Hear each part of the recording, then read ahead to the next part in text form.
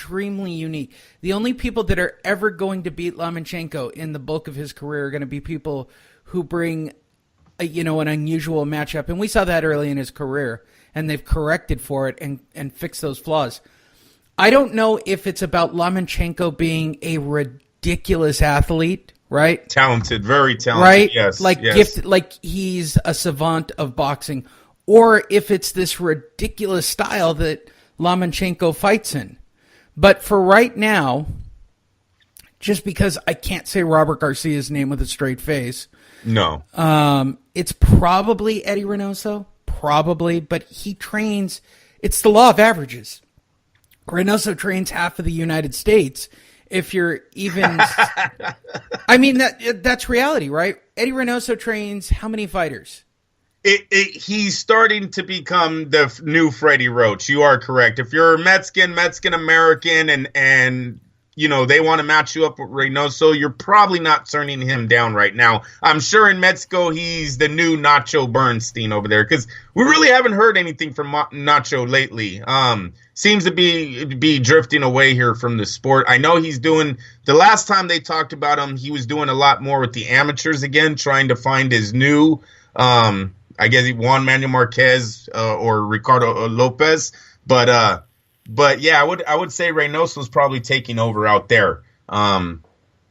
It's hard to go against the Lomachenko family right now, though. They are dominating their divisions. They went up, they unified, they fought the best. They scared one fighter right out of the fucking division. He did not want any piece of him. They're forcing Lomachenko to actually go up in weights to find money fights. And I'll even go a step further. If you look at Lomachenko and that incredible Oxnard camp of, I don't know. My guess is that Bob Arum actually is legitimately smuggling out Russian athletes and making them live in Oxnard to get a green card and turn them into, he's in the trafficking trade of all those fighters who come out of that camp. They all fight exceptionally well. They all fight exceptionally well, and then there's just yeah. I mean, didn't a couple of their fighters pick up world titles all three this of year? them. Yeah, yes, right. Yes. So you gotta look at Lomachenko at this point. Yep. That is true.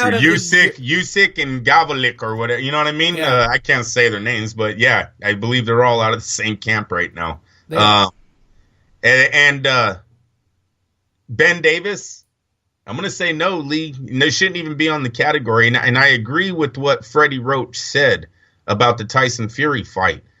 Way too cautious when he was dominating the way he was in that fight. I believe it was Tyson Fury in round 8 when he went down. I thought he was just being lazy because he was bored. Hello, you guys. This is a straight sweep in Tyson Fury's mind. He's not getting hit. He's landing combos. His jab is constantly landing. He's out punched Deontay in his mind at this point. Like I thought he got bored, and I believe if he would have pressed the action like Freddie says, kept it in Deontay's face. Deontay is not a counterpuncher. Deontay don't set up shit. He has to dictate by pawing his jab out there, filling you, and then throwing bomb squad as he throws the right hand. That's his game plan. If you stay on Deontay, he tries to clinch. He shuts his eyes. I've told you guys that many times. I mean, the guy's not that great at countering. And I think Freddie is correct when he said Davison kind of put Tyson Fury in a losing situation, telling him to be so cautious. He allowed Wilder to have moments in that fight when I don't think there was no need. Not only was the head movement just superior to Wilder's offense, he had the jab that would have nullified anything Deontay was trying to do in a counter, because Deontay does not throw a textbook right hand. His right hand is looping almost all the time. You just jab that. You jab right to the face. The right hand goes away. We've seen Deontay twice in 2 big fights.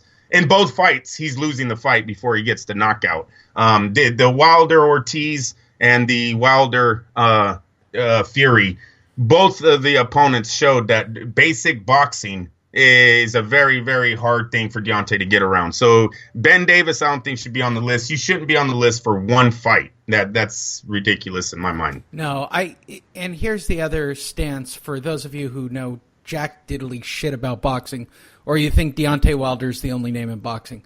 Let me explain. Aleksandr Usyk, right, who's literally in Fight of the Year, Fighter of the Year, like his name's going to come up here in a couple of minutes. He's all over the list. He won the Super 8 or whatever they called that boxing series. He's got all the belts. He switched in 2017 over to Lomachenko as his trainer, and 2018 was by far his biggest year, by far. There you go. Became a name. There you go. That by itself solidifies Lomachenko as trainer of the that's absolutely correct. Yeah, that's absolutely correct. When you got Lomachenko and Usyk are, they say pound for pound both the best. You just said that. Yeah, right. You're absolutely right. No, that solidified it. And another thing, Usyk is almost already favored in most heavyweight matchups in most experts' minds. Like, this guy is supposed to be the next Evander who can go from transition from cruiserweight to heavyweight and not have a problem. Now, will it happen? Who knows? He hasn't done it yet. And I'll tell you, the only knock that I see a lot of people giving Usyk right now is the fact that he is a cruiserweight. And the cruiserweights really in the States have never been a big division. So at some point, he is going to have to make that transition to heavyweight. I would call out Deontay Wilder. With Deontay Wilder only coming in at 200. Oh, Usyk would kill him. Exactly. When you match him up skill-wise, yes, most boxes, again, are on the others, on Usyk's side. And then it's the size. Deontay, while he's maybe the hardest puncher in the division, probably is. Joshua still probably has an argument, too, because he has a knockout versus Klitschko. That speaks over everything that Wilder's ever knocked out. But the size. What did he come in, 212? Oh, shit, Usyk can fight that. That's no problem. If I was Usyk's camp, I would be going hard after a Deontay Wilder fight if Wilder versus Fury isn't made here in 2019. That takes us to Knockout of the Year and our first appearance of Aleksandr Usyk. He TKO'd Tony Bellew in round 8.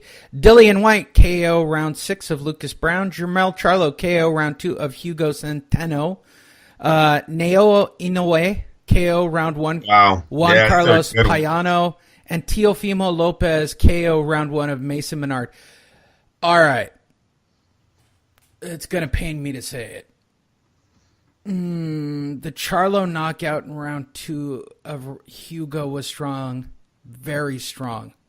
Very, very strong. Oof. I think the highest profile fight with the knockout has to be the Usyk-Tony Bellew fight because it had the most eyes on it. Right. The fans are going to pick Charlo, Centeno.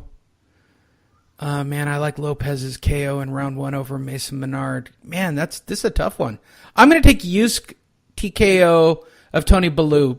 I'm going for all the reasons I laid out. It had the most eyes on it. It was Usyk's big moment. That's his first huge payday fight.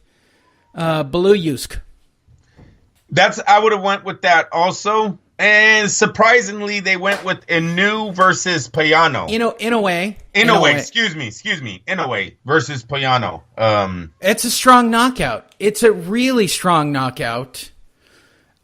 Because it brings Inoue back, right? It's not bad, right? They've been trying to pump the kid. There could be a little bit of maybe the promoters gave the ring. I don't know if it should be knockout of the year, though. Well, here's the big deal on Inoue, and I've been saying this for years. Okay, so we covered this earlier. Every fight and fighter is trying to racially identify with their country of origin. Everybody's still trying to break into Japan and Macau as promoters here in the U.S. So you need an Inoue so you can break into Japan. You need a Manny Pacquiao so you can have fights in Macau. They've proven that Asia has a lot of money. So they're trying one tomorrow, Lee. Yeah, there you go. You ready? Yeah, go ahead. No, they're trying. The Mayweather fight is tomorrow. Oh, is it? Yeah. Dude, it's not televised. I don't even know how we're going to get to see it, except on YouTube. Oh, there will be photos right away. You're going to see photos of Mayweather getting hit. Jab. Right. Oh, who did the fans pick? Inoue? Inoue. Yeah, they went with it. Dumbass. I know. It seems like a weird pick, but whatever. Look, even last weekend, there are some candidates for knockout of the year. They're so substantial. It is a very hard category. I do agree, because everyone that you named on the list was watched, and they were all great knockouts. So it is very hard to Dillian Whyte being turned into the ropes from that punch. No. That was the guy that's gonna fight Wilder. Oh, his name just left me. Yeah, Dillian Whyte got knocked out by. No, Dillian Whyte knocked out Chisora. Remember, left hook. No, Chisora knocked out Dillian Whyte. Darn it, Lee! I am gonna choke you out. Okay, I believe you. Yeah, Dillian Whyte knocked out Chisora with the left hook, and then on the PBC we had the fat college kid. Yeah. Yeah, he's the one that turned over Negron. Negron went into the ropes. Is his the turnover? I'm confused, but yeah, I'll take your word for it. I'm burned out on boxing this year. You made me watch a lot of boxing this year.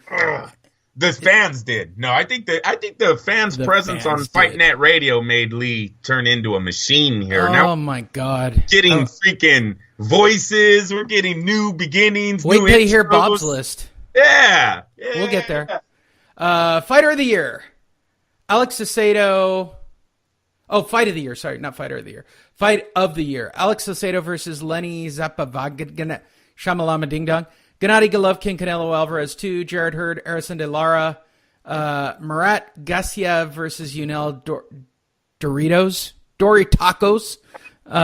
Sung Rungvisai versus Juan Francisco Estrada. The fans will vote probably Hurd Lara. Oh, come on. You want my opinion?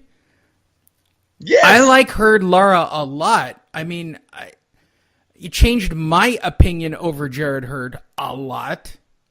Probably Sor Rungvisai, Juan Francisco Estrada should get fight of the year. I don't know why Deontay Wilder, Tyson Fury didn't make the list.